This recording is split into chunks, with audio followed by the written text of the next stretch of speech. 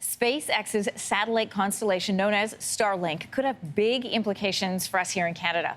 While it presents a great opportunity for people living in remote parts of the country to get some access to high-speed internet, it does have drawbacks that some experts are concerned about. Joining us with more is rural futurist Ashleigh Weeden. Good to meet you. And I have to admit, Ashleigh, I didn't know rural futurist was actually a thing.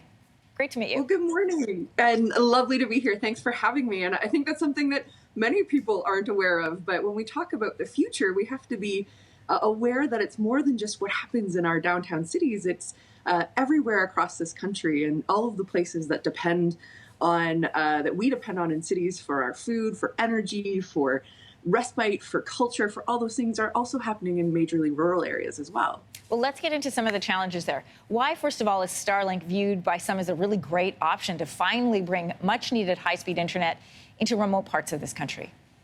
Well, I would say, right off the hop, we need to challenge that because Starlink represents kind of the end stage of a massive policy failure. So we've had broadband policy statements or internet connectivity statements in Canada for basically my entire life, and I'm in my mid-30s now. But Starlink and satellite services really represent the very last option, and we need to be looking at solutions that can scale up, that are future-proof, as it were. And really, satellite isn't that thing. And so beyond that, we also have concerns about ecological sensitivities. If we're going to be sending hundreds of satellites up into orbit that only have a 5-year lifespan, when they deorbit, they'll have consequences. And then we also have this notion of, if this is such critical public infrastructure, why are we relying on private companies, and not just private companies, but American private companies, to provide this service to Canada? Yeah, great question. And just to give some context to people, Canada-wide, less than 50%, only 45.6% of rural communities have access to internet that meets the minimum speed set out by the CRTC. I mean, in some places, they'll tell you they're doing like, early 2000s speed of internet to download anything. Can you imagine trying to do online school like that?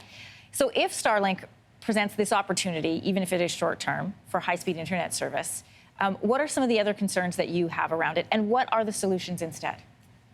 Right. So a great example is we were originally going to do this interview by Skype, and then I got worried about our connectivity here where we live rurally in Ontario. And so we switched to FaceTime because I didn't want it to be jumpy. And sometimes our service, and I live within 20 minutes of 3 leading class universities in the country, and we sometimes have services that are below a megabit download. So not just that 50, but below half a megabit. So when we start looking at this, we have a little bit of geographic narcissism happening in Canada, where during the pandemic, I'm sure if anybody that has more than one person living in their house experienced the drawbacks of multiple people using the same connectivity.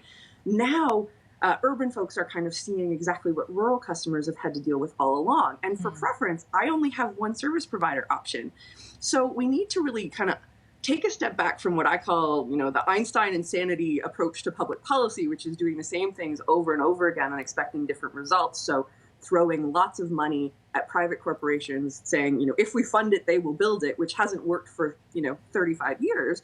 We really need to look at making this core public infrastructure. So what happens if we take away this sort of silly model where, you have essentially broadband roads being built on top of each other, but one's for blue cars, one's for green cars, one's just for gravel roads, and instead really look at this as a holistic way forward for our country? Because as we've seen during this pandemic, everything about the way we live, the way we work, the way we learn, the way we socialize and keep each other safe during these times has moved digitally. So if it's that critical, which we know that it is, let's really take a look at what we're doing to build that infrastructure in a smart and sustainable way.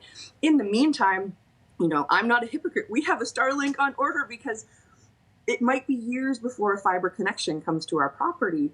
And so you're in the meantime trying to figure out how you can fill that gap. And instead of sort of looking at these events where kids are submitting their homework in a Tim Hortons parking lot as an effort of resilience, we need to really say, hey, that's sad and shouldn't be happening in our country. And so we need to change the way we fund it. So Starlink may be, in the meantime, something that people need in order to get them through. But I think it indicates just how far behind we've fallen in terms of getting people connected to critical infrastructure. It's one of the new necessities of living in this country, is being able to access quality Wi-Fi so that you can do what you need to do your job, do your school, get things in for your family. Ashleigh, great to meet you today. Can't wait to have more conversations with you in the future.